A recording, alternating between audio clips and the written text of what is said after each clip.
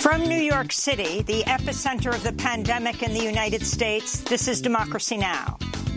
Today, it's about lifting up the family of George Floyd. Say his name. Say his name.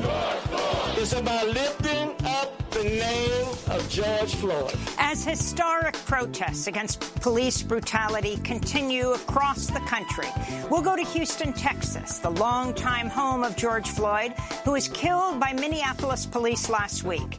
60,000 people took to the streets Tuesday to honor his memory.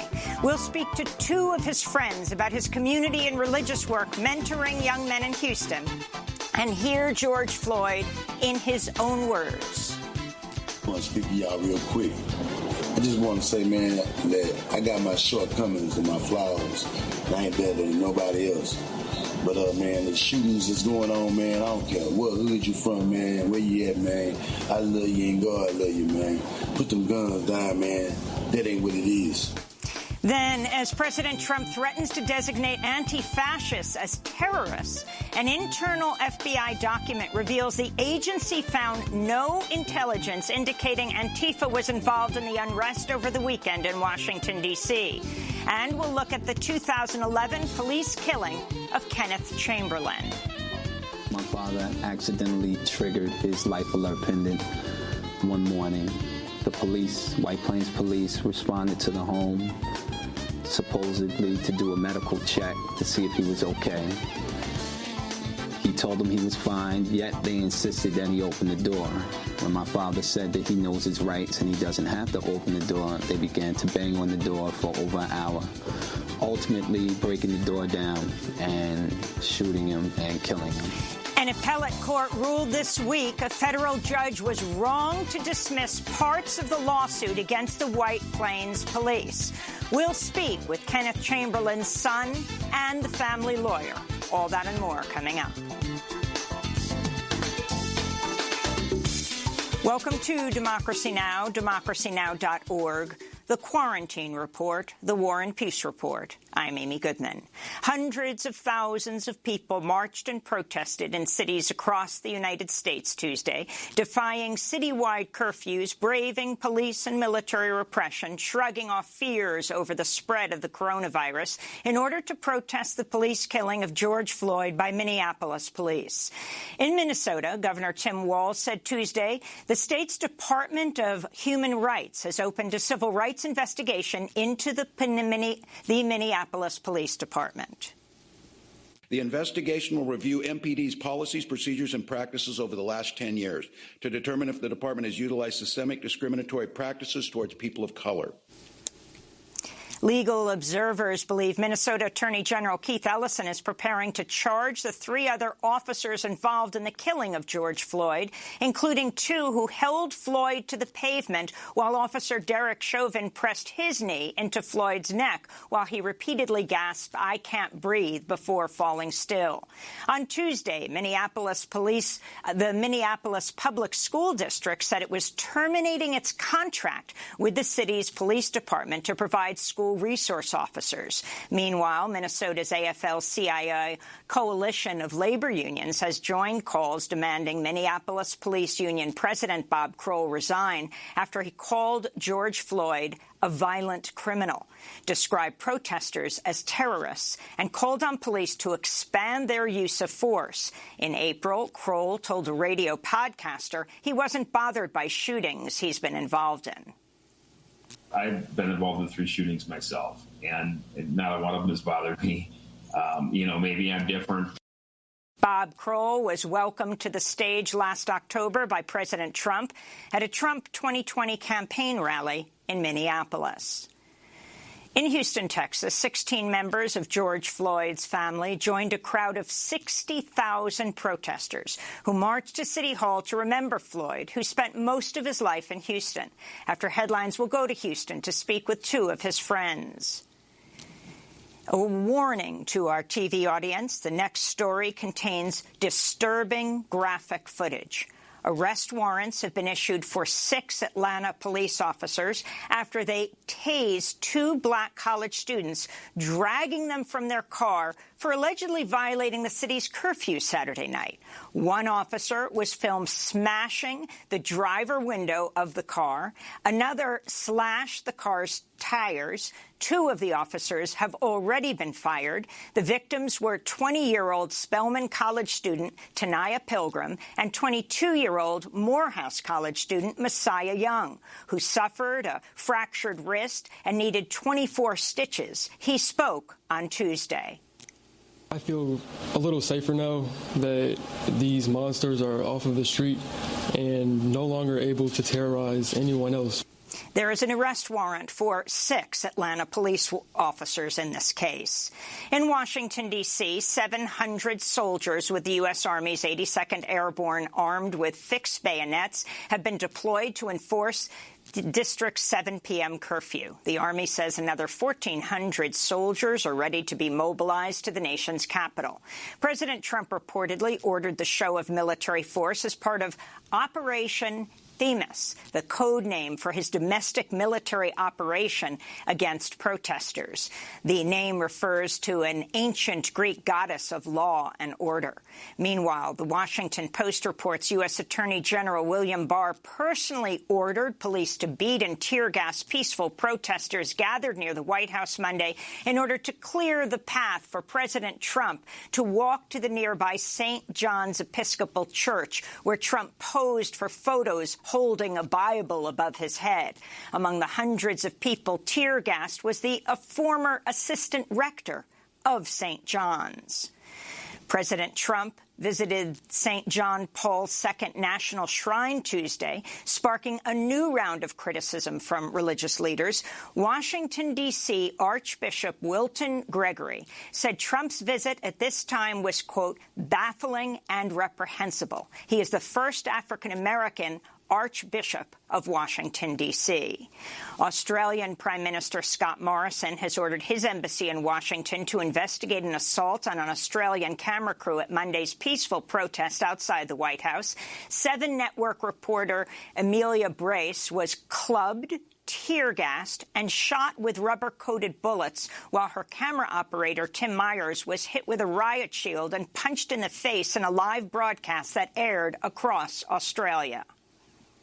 We've also seen tear gas being used. Here we go, they're moving through again. This is exactly what it looks like. Exactly what it looks like. We're just staying safely. Oh. Whoa. The Committee to Protect Journalists has documented at least 125 press freedom violations across the United States through Monday, and new reports of police attacks on reporters continue to emerge.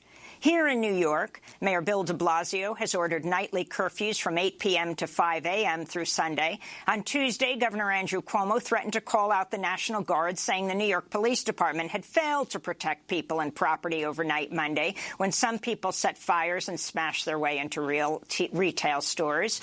Mayor Bill de Blasio rejected the call at a Tuesday news conference. Someone needs a history lesson. When outside armed forces go into communities, no good comes of it.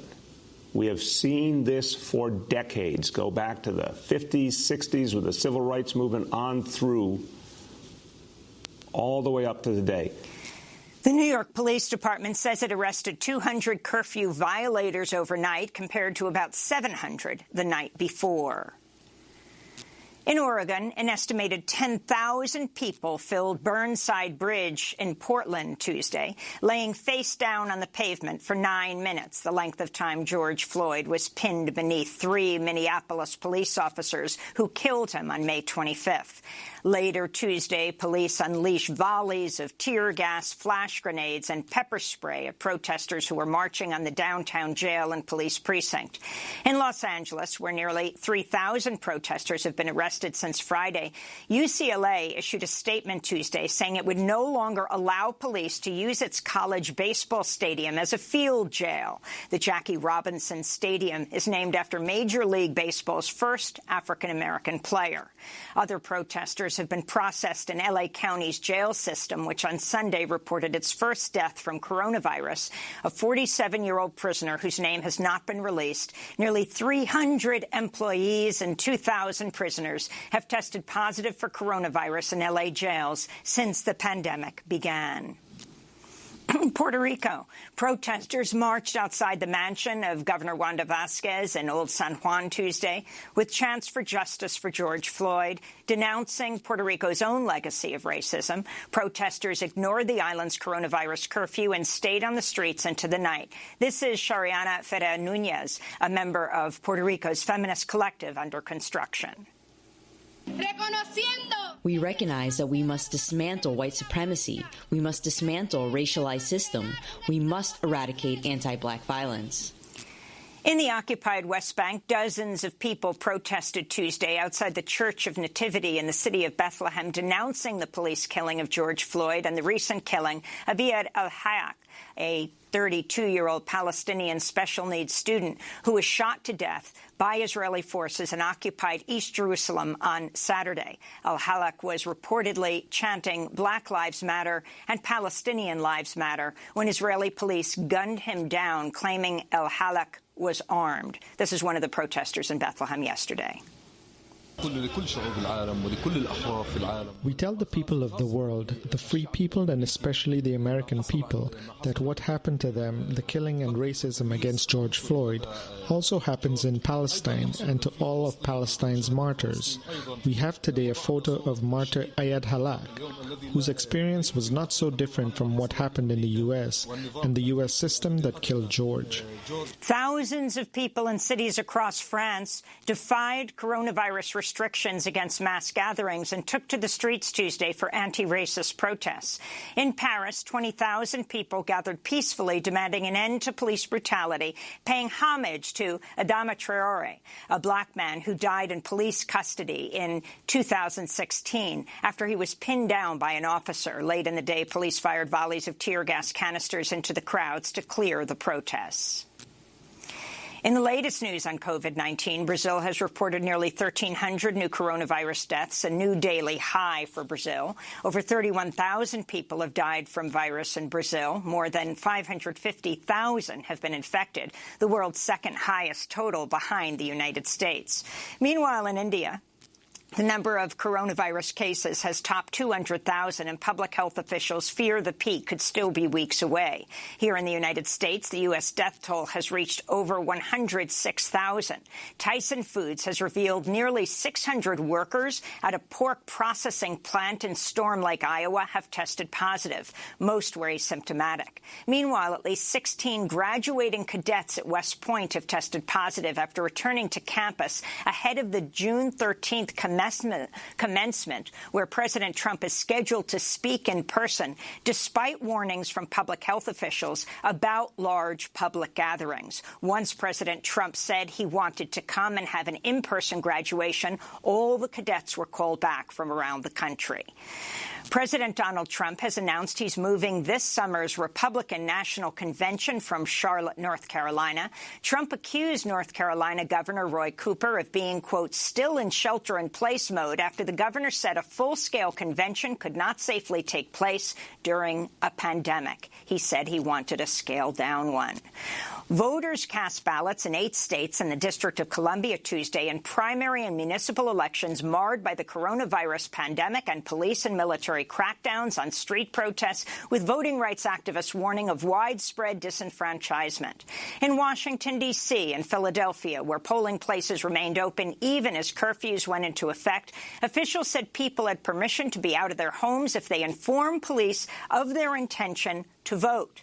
In Baltimore, election officials opened just 6 in-person voting sites, citing the pandemic. At one polling place, about 100 people, most of them African-American, were still waiting to cast their ballots around 10 p.m. Tuesday night. In Iowa's 4th U.S. congressional district, openly racist Republican Steve King has lost a primary election to challenger Randy Feenstra, who will take on Democratic nominee J.D. Scholten in November's general election. Congressmember King, who's repeatedly praised far-right politicians in Europe, was stripped of his congressional committee assignments last year after he said in an interview with the New York Times, quote, white nationalist, white supremacist, Western civilization. How did that language become offensive progressive, he asked. In Missouri, Ferguson City Council member Ella Jones will become the first African-American mayor in her city's history after winning 54% of the vote on Tuesday. She'll succeed James Knowles III, the former chair of the Missouri Young Republicans, who was Ferguson's mayor throughout the militarized crackdown on protests that followed the fatal shooting of Michael Brown by a white police officer 6 years ago. The officer, Darren Wilson, was never charged.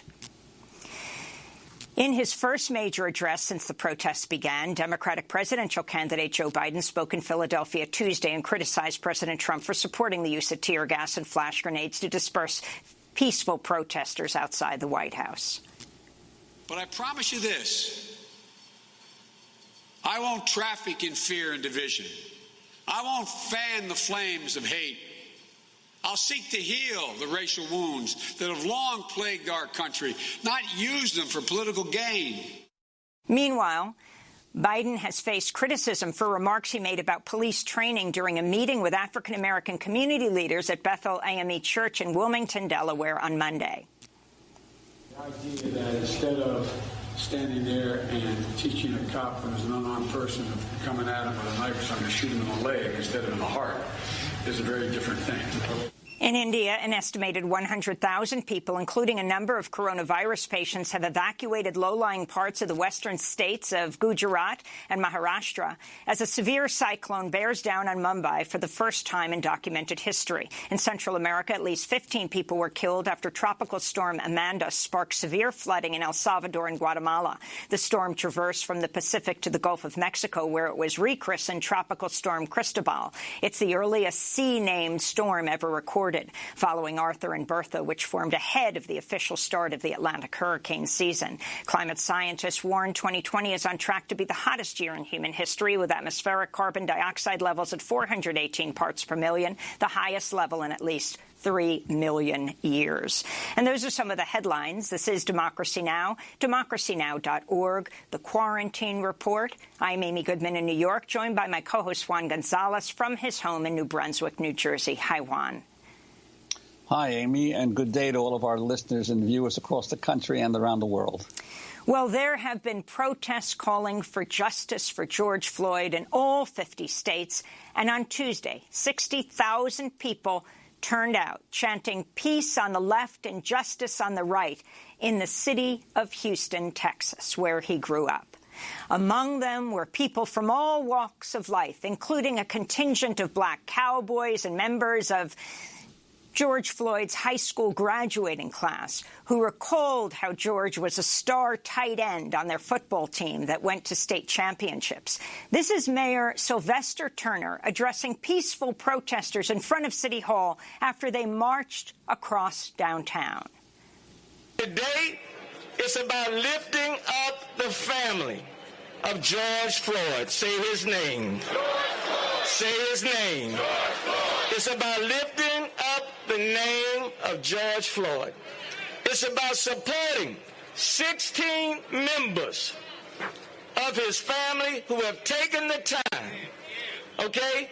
They have taken the time, walked through the streets just like you did, to be here with you today. And so today, we want to love on them. We want them to know that George did not die in vain. That's important. We want them to know.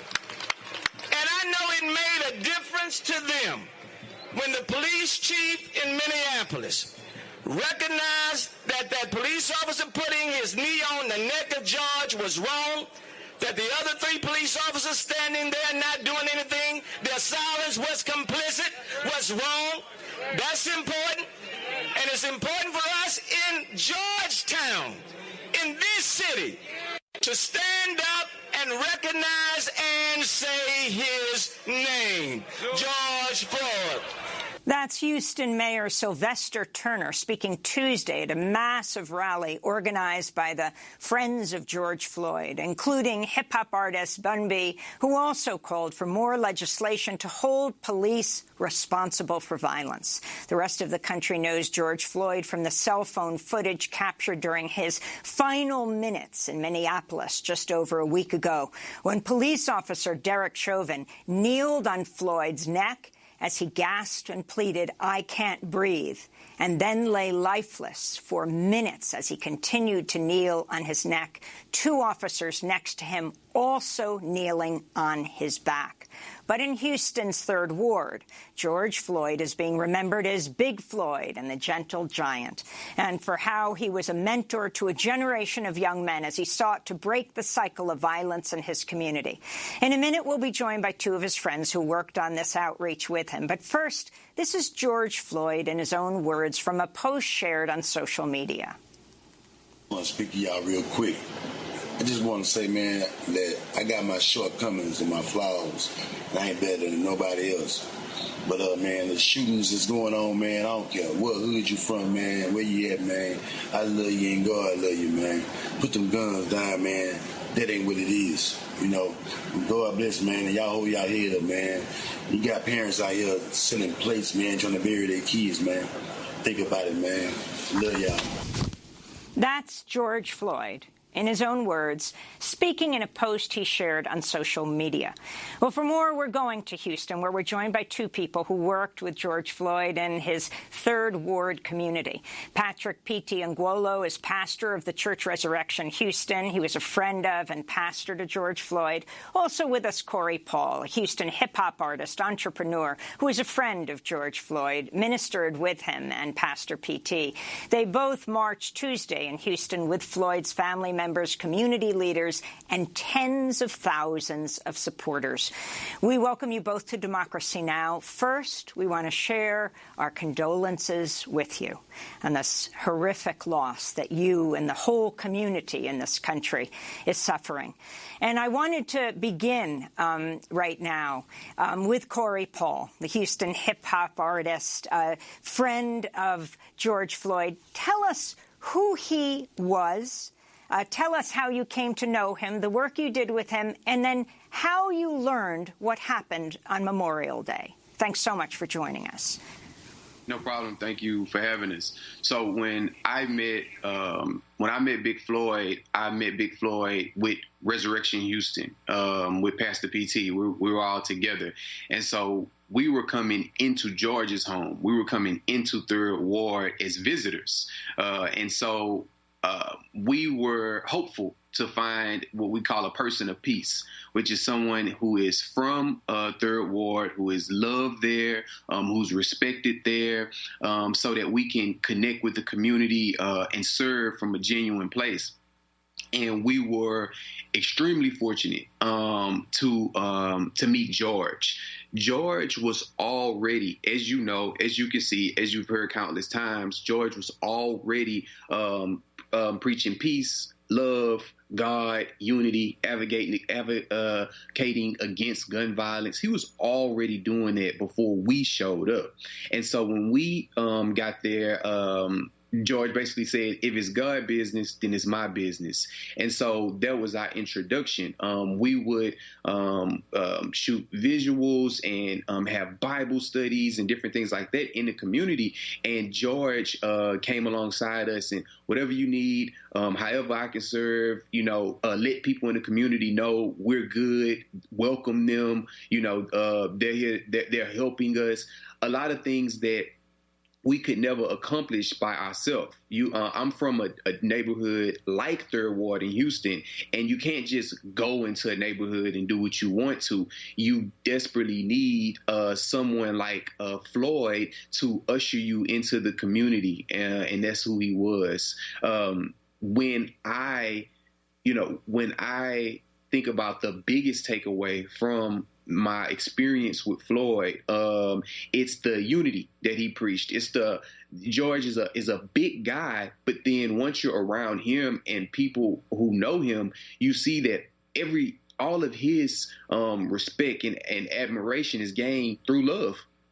is through nothing else but love. He just happens to be a real big guy. But the unity, the mentoring from guys who were kids in elementary school who are now grown men who have stories of George, taking care of them, putting money in their pocket, just looking out for them, and not even a blood relation, So when I found out about what happened to George, I was actually making a video commentating on the Central Park incident where a white lady called the police on a black man saying that he was threatening her life. So I was making that video when my friend Reconcile, who did ministry with us as well, sent me the video about George. So just the weight of that and everything that's been going on, the way I feel is how we see on videos across the world how we're all feeling right now.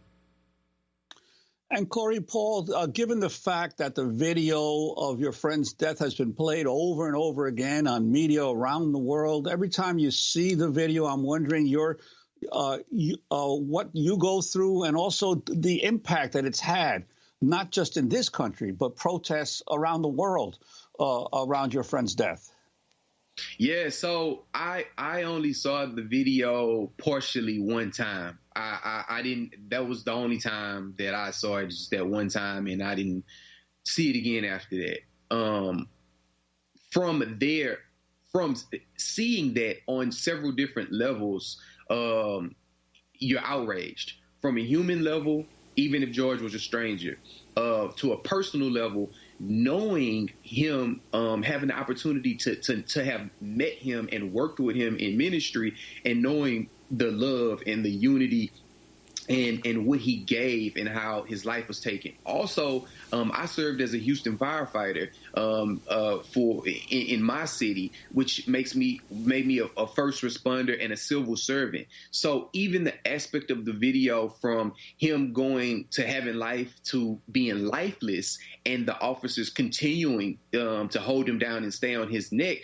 As a first responder, you're in charge of care as well, to the best of your ability, right? And they did the exact opposite, right? So from every aspect of the video, it's no gray area that it was murder. It was I say a first degree murder. And seeing the reaction around the world from the video is very telling, because I don't think that most people have saw a person go from full of life to the life literally being drained out of them and to the point of death. That video is so graphic that you have to see it, and if you don't see what we see, then you have something inside of you that's foundationally flawed, and hopefully you can figure it out, because it's blatant.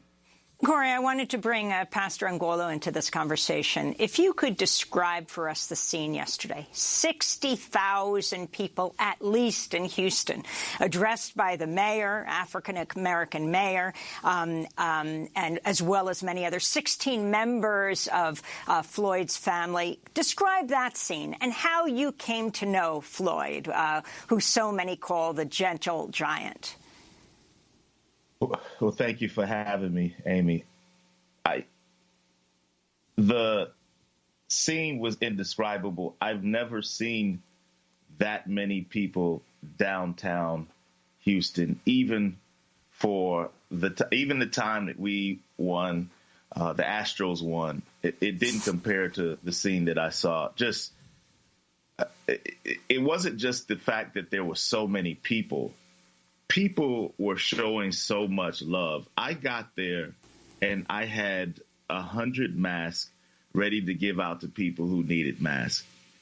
People were coming up to me, giving me masks. And, I'm a big black guy myself, and it's kind of off-putting when people walk up and offer me things. They offered me hand sanitizer, offered me masks, offered me other, substances that, I don't partake of. But, man, it was cool. It was just the gestures were cool. And the love and the unity that was out there, and the passion.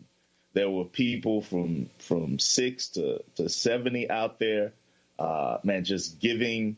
And it made me feel hopeful that people were listening, that the blood of George Floyd was heard by God and was heard by God's people. And I also saw it as a place where, because of the isolation that we've had these past few months, it was also not only a place to protest George, but also a place to convene and to share ideas about what to do next, which was amazing because, you know, it was almost as if people wanted to get it all done here because we weren't sure when we were going to all see each other again. How I met George. I was a student pastor at a church in the 3rd Ward called Good Hope Baptist Church at the time. And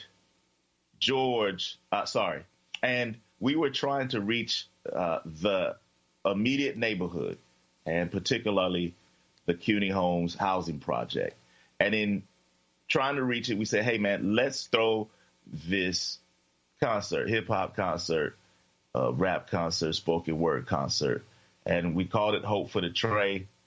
And ironically, man, Corey and Ronnie were opened up that year. And in order to get people from the neighborhood to come, we made some flyers. We went out into the CUNY Homes. We passed out flyers. We were skeptical that anybody would come because, man, nobody knew us and we didn't know them.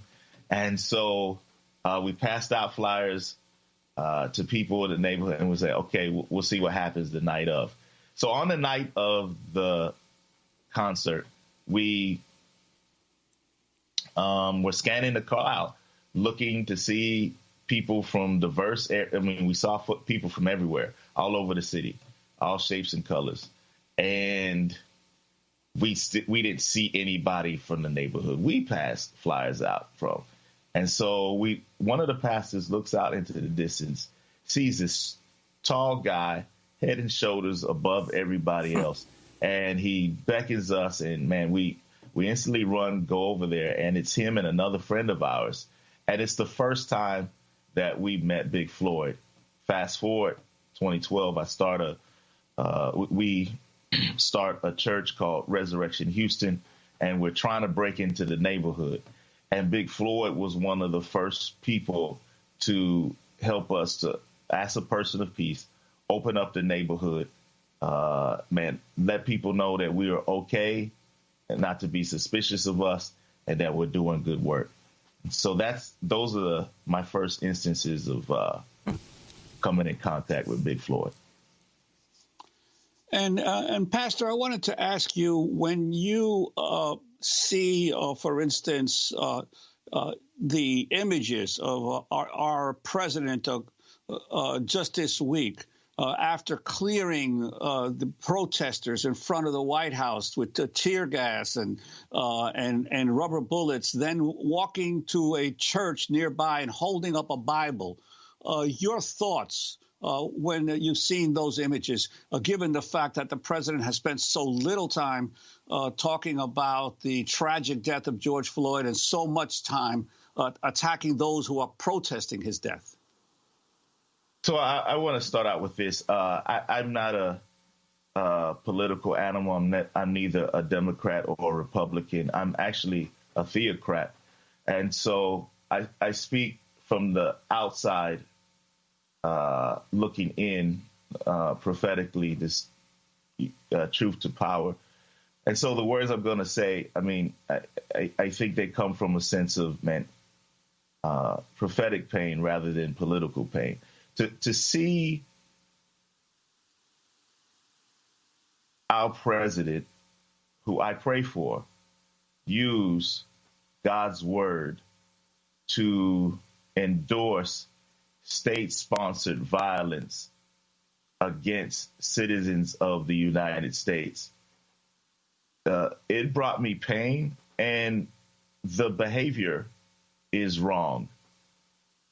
It the Bible says that a soft answer turns away wrath. Had he opened it, he would see that and would see that our country needs him to bring down the rhetoric, to bring people together, and hopefully bring this to a peaceful resolution. And so I saw him do the opposite of what my Lord would do. And it pained me to see that. And I believe that that was wrong and that our president humbly needs to repent from that sin. I wanted to go to Roxy Washington, the mother of George Floyd's 6-year-old daughter, Gianna. She was speaking at a news conference yesterday in Minneapolis. This is what those officers took from me.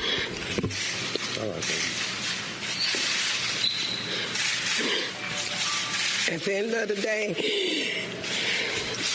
they get to go home and be with their families. Gianna does not have a father.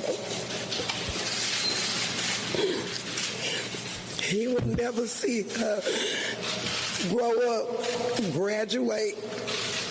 He would never walk her down the aisle. If it's a problem she's having and she needs her dad, she does not have that anymore.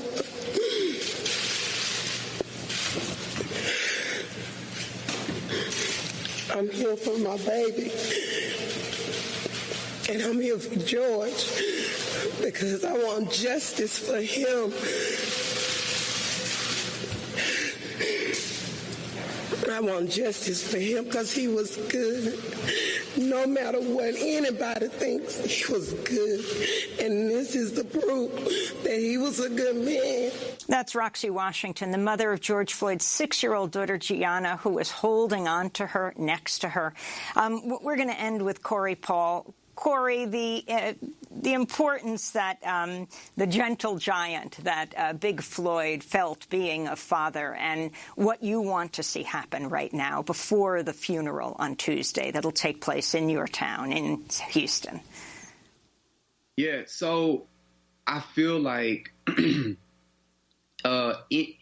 predominantly I can speak on in communities around the nation that are disenfranchised, marginalized, low income, all these communities that politicians and people in general say need change, need change and uplifting and all of these things. George was a leader of that movement. George was the advocate of change. George can't simply be replaced. The neighborhoods that are spoken about oftentimes that need so much radical reformation, you can't just drop in people or information for change. It has to be from a genuine, holistic place. And that's what George represented inside of that community. And I believe there are versions of what George represent all around the nation. But just like a person like George was able to be dehumanized and murdered, and now we have to even fight for justice, shows the lack of reverence and respect for those change makers that maybe don't look like what we think they should look like. But if you get a pulse on the culture and the people, as you can clearly see, these are the difference makers. And so my prayer is that people will understand that it has to be a level of justice and respect and a humanizing factor for us, for people of color, in order for the change that's happening to continue. And George fully embodied through his life everything that represents, and I hope that we would forever be changed by it. Corey Paul, we want to thank you so much for being with us. Houston hip-hop artist, entrepreneur, father. He was a friend of George Floyd, and we also want to thank Pastor Patrick P.T. Ngwolo. They worked alongside George with the church, Resurrection Houston. When we come back, we're going to look at an FBI report. As President Trump blames Antifa for the violence, well, the FBI didn't find the evidence this weekend. Stay with us. Coming here, do a little something. You sit on top of the world and Rick. You know how it be.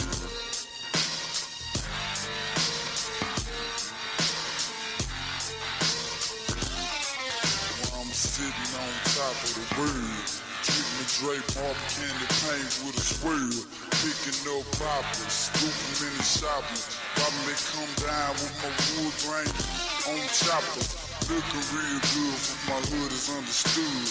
It's a little D and these haters wish they could knock me off my game. I'm gripping on grain, putting haters in their grave and quit playing stains on the main. I ain't tripping, served by sipping, leaning on the switch while I'm pimping, calling up these hoes, riding on Vogue, Lil D acting bad, foreign clothes, got Versace, hoes watch me come down, old Ratchet, that's in back in the game. I'm gripping grain, Lil D causing pain, haters going insane. Nah, I'm finna look real good. Chris talking about gripping on this wood. You wanna talk down on some hate, or you wanna look good chopping on some dirt? Sitting on top, had to ride flip-flop, riding drip drop in the hit the wood boulevard. It's Chris Ward and you know I'm full of the Lord. Riding to the wood, headed to the classic. Draped like a casket. Man, I brought the tragic. Had to hit you up one time. Let my top down. My bubble eye shine. Houston DJ Screw's version of Sitting on Top of the World by Big Floyd. That's George Floyd, featuring Chris Ward and AD. This is Democracy Now!, democracynow.org, The Quarantine Report. I'm Amy Goodman with Juan Gonzalez. As we turn now to a major development in a case of Kenneth Chamberlain Sr. He's an African-American man killed in his own apartment in White Plains, New York, during a police confrontation in 2011, when he accidentally triggered his medical alert pendant. It was, at 5 in the morning, he rolled over on it, and it called the Life Aid Company. Well, on Monday, the Second Circuit Court of Appeals ruled a federal judge was wrong to dismiss parts of a lawsuit against the police for excessive use of force. The tragic case occurred early on the morning of November 19, 2011, when Kenneth Chamberlain, a 68-year-old former Marine with a heart condition, accidentally pressed the button on his medical alert system while sleeping. It was 5:22 in the morning.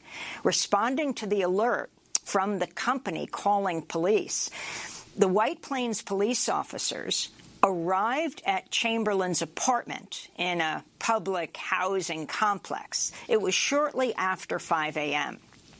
By the time the police left the apartment, just after 7 a.m., Kenneth Chamberlain was dead, shot twice in the chest by a police officer inside his own home. Police gained entry to Chamberlain's apartment only after they took his front door off its hinges. Officers first shot him with a taser, then a beanbag shotgun, then with live ammunition. In a moment, we'll be joined by Kenneth Chamberlain's son and by the attorney for the Chamberlain family. But first, we want to turn to the remarkable series of audio and video recordings from the morning of Mr. Chamberlain's death. Before we play these excerpts, we want to warn you they contain disturbing footage. Much of the audio was recorded by Chamberlain's Life Aid medical alert device. The video was recorded from the police taser gun used to shoot him before he was shot dead. After the White Plains police arrived at Kenneth Chamberlain's apartment, Chamberlain told an operator from Life Aid that he was not sick, that he didn't need assistance. This is your help center for Life Aid. Mr. Chamberlain, do you need help? This is an emergency. I have the White Plains Police Department banging on my door, and I did not call them, and I am not sick. Everything's all right, sir? No, it's not all right. I need help. The White Plains Police Department are banging on my door. After Kenneth Chamberlain told Life Aid he was okay, but afraid of the police at the door, the Life Aid operator attempted to cancel the call for police assistance. Chamberlain went on to tell the Life Aid operator that the police had drawn their guns and were attempting to break down his door. Again, listen closely. Officers, this is Life Aid. Are you inside Mr. Chamberlain's home? They're breaking in my door. They're breaking in my door. Mr. Chamberlain, I heard you say they're breaking in your door. Are you okay? My door. Mr. Chamberlain, are you okay? I'm fine. Okay, you pressed your medical button. That's why the officers are there. Can you go to the door and speak to them? I'm not opening up the door. They got their guns out. They have their guns out. Okay, do you have weapon, Mr. Chamberlain? Why would I have weapons? I'm protecting myself. Okay, they're not there to hurt you. I'm here on the line. Mr. Chamberlain, we're not here to help hurt you. We're here to do a head help job. I'm okay. I told you I was okay. That officer was straight out for me. I'm okay. I'm fine. Leave me alone. I'm fine. Leave me alone, says Kenneth Chamberlain. One of the officers, Stephen Hart, was accused of hurling a racial slur, the N-word, at Chamberlain during the incident. Listen carefully to this audio released by the White Plains Police Department. You can hear Officer Hart banging on Chamberlain's window. Chamberlain repeatedly says, "Don't do that. I'm okay." The officer responds, yes, by using the N-word. Listen closely.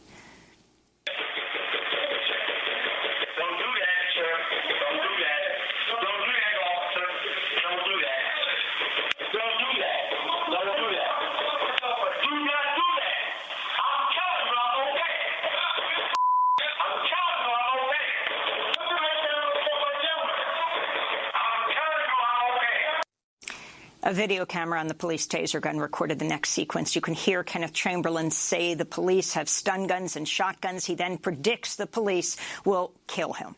Again, a warning. This contains disturbing footage.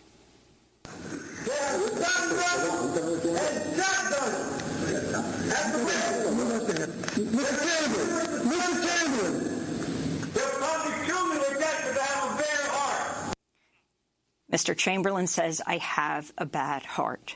While the police were threatening to break down his door, Chamberlain's sister called the police. She was contacted by Life Aid in an attempt to defuse the situation. Soon after, she was assured the police would not shoot her brother. But that is just what happened. Police video shows the moment police broke down his door and shot him with a taser. TV viewers will see a few quick glimpses of Kenneth Chamberlain. The 68-year-old man was wearing boxer shorts and no shirt. He had been woken up. This video was recorded by a camera on the police taser. Listen closely. You can hear the sound of the taser.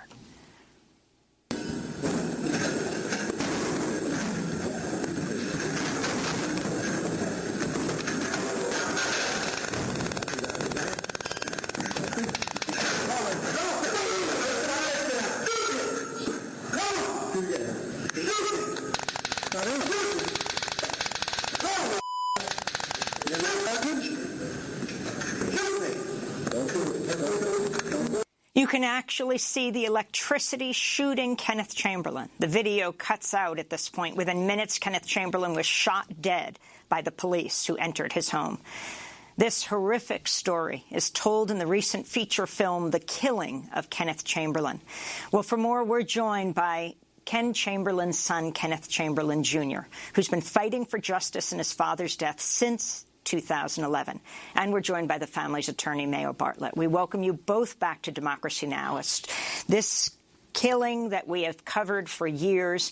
Kenneth Chamberlain, the significance of what has just taken place. I mean, I share our condolences once again after all of these years. And I'm sure you are reliving this week as we deal with the George Floyd case. But in the midst of all of this, a judge has overturned the decision that threw out the lawsuit you had filed.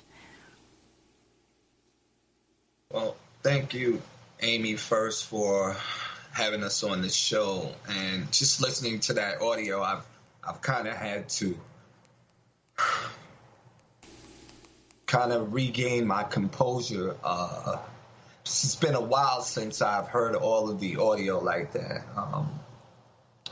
But we've maintained all along, as the Constitution said, that it is the right of the people to be secure in their persons, houses, papers, and effects from unreasonable search and seizure, and that no warrant shall issue without probable cause. And this is what this fight has been about. You know, what these officers did on November 19, 2011, when my father inadvertently triggered his life aid pendant, and in doing so, the police responded and ended up killing him. Now, with this coming out around the killing of George Floyd and the rallying, the protesting, its significance I can't really speak to, but what I can say is that what you're seeing happening around the world right now is not just about the killing of George Floyd. It's about the killing of Tamir Rice. It's about the killing of Ramarley Graham. It's about the killing of Kenneth Chamberlain Sr. and the countless other names that I can't even begin to mention. So we're pleased that these appellate judges vacated the original ruling, and we look forward to our day in court. And hopefully this time around, we will get a fair trial. And Mayo Bartlett, I wanted to ask you the significance of the Second Circuit Court decision. This has been now a case of 9 years now that has been in one way or another in the courts, and the fact that they claim that the lower court did not erred in not saying that the police were unlawful in their entry into Mr. Chamberlain's home. Here, a former Marine sleeping peacefully in his own home ends up dead. Yes, well, thank you very much. You know, it was always our position that there was never a reason for Mr. Chamberlain to have had his home invaded in the first place. And it wasn't necessarily the role of the court to make that determination, but it certainly was the role of the court to allow us to at least argue that to a jury so that a jury could make a reasonable determination one way or the other. We were prevented from doing that. So as a consequence, it's been our position all along that there was no full and fair trial on the merits of this case. And we're thankful now. And it happens to even be something that unites people on the left and the right, because when you look at people who are on the right that you might consider to be extremists, one of the primary things that they talk about is the sanctity of the person's home. And you're right, whether it's the right to bear arms, but certainly the right to be free of unreasonable search and seizure. So this is something where I would believe that most people would be able to agree that when you're at home sleeping and you haven't committed any crime, that you wouldn't expect that the police are going to break your door down and kill you, in particular if they're responding for a medical call where you'd think that they're there to help you. We're going to go to break, then come back to this discussion. We're talking to attorney Mayo Bartlett and Kenneth Chamberlain, Jr. He is the son of Ken Chamberlain, former Marine who is at home sleeping, turned over on his life alert necklace. He had a heart condition.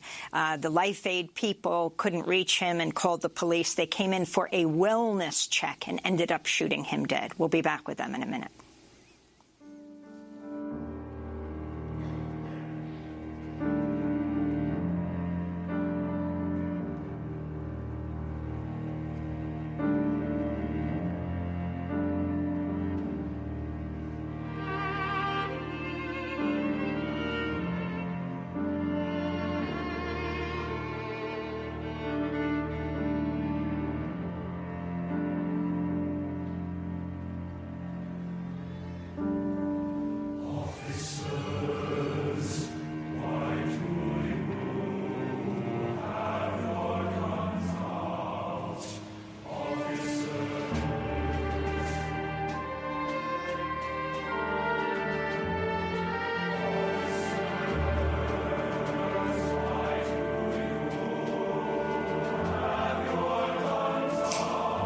The Seven Last Words of the Unarmed by composer Joel Thompson, performed by the Sphinx, led by conductor Eugene Rogers. This is Democracy Now!, democracynow.org, the Quarantine Report. I'm Amy Goodman with Juan Gonzalez. As we turn to film. We're speaking with Kenneth Chamberlain Jr., his father shot dead by White Plains police in 2011, and Mayo Bartlett, the attorney for the family. On Monday, the Second Circuit Court of Appeals ruled a federal judge was wrong to dismiss parts of a lawsuit against the police for excessive use of force. A new feature film, The Killing of Kenneth Chamberlain, tells the story of what happened the night White Plains police came to Chamberlain's apartment. This is the trailer. Mr. Chamberlain, this is Candace Wade with Lifeguard Medical Alerts. This line is being recorded. You just received an activation from your pendant. Do you have an emergency? I'm not getting a response from you. I'm going to dispatch emergency services now. White Plains Police. We're here for a welfare check. Open this door! You're not coming into my home. Help me! Help me! I need help! Kenneth Chamberlain was played by Frankie Faison in a remarkable film that just recently came out. Kenneth Chamberlain Jr., your thoughts as this country surges with uprisings all over, not only the country but the world. This decision coming down in the midst of this. Again, first, let me just say that, of course, my family and I are extremely overjoyed that the original ruling was vacated. I think that, and as far as what's going on in the country, I think that people are now coming together and they're saying that extrajudicial killings and summary executions of unarmed black men, women, and children is no longer going to be tolerated. I mean, what we have been witnessing for decades are crimes against humanity. So to see such a diverse group of people coming together saying that they're no longer going to tolerate this is beautiful. And the fact that they made this ruling, if I can use my platform to help affect positive change, then that's what I'm going to do. And Mayo Bartlett, I wanted to ask you, the Supreme Court is slated to decide very soon whether it will take up the cases that deal with qualified immunity. Could you talk about what is qualified immunity and how does it affect this particular case? Qualified immunity is a doctrine which the Supreme Court actually created, which gives police an extraordinary shield for their conduct. And it's a shielding that no other person in the country has. It says that unless we can find basically that no other reasonable officer anywhere could have done what this officer did, that person's going to be found to be exonerated. You're going to say that their conduct is absolved.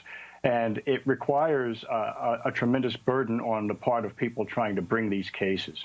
The other thing that it does is it deters lots of lawyers from taking these cases because you dedicate a lot of time and a lot of money into these cases, and it may be 4 or 5 years, or in our case, we're here 9 years, almost 10 years later, without having a resolution. And sometimes these qualified immunity decisions don't come until fairly late in the game after you've already invested a lot of time and money, so it's a deterrent for people. And again, no officer was charged in this case. I mean, there were many officers, including Officer Hart, who shot Kenneth Chamberlain dead, undisputed. Absolutely. And one of the things we've asked for from the beginning is for an independent investigator. And when you look at these cases, there should also, in my estimation, be a change in the grand jury system. The grand jury should not be an arm of the prosecutor. It should be independent, equally accessible from the defense as well as civil sides, and also for the prosecutor. Should not be on the 3rd or 4th floor of a DA's office. And you should be able to see what happened in the grand jury. It shouldn't be secret. There's no need for it to be secret. If there is a need, then you can make an application to a court for a protective order. But we believe that needs to change, as well as the disciplinary procedures against police, where there's been a finding of misconduct. That also should be public and readily available. You should not have to go to the police department to find out what misconduct your officers may have engaged in. There's no time limit on murder. Why can't the officer be charged now? Well, you know, it's interesting. There's been no jeopardy that's attached. The officer certainly could be charged now. We're going to have to leave it there. I want to thank you, though, Mayo Bartlett, attorney for the family of Kenneth Chamberlain, and especially Ken Chamberlain Jr. himself. That does it for our show. I'm Amy Goodman with Juan Gonzalez. Stay safe.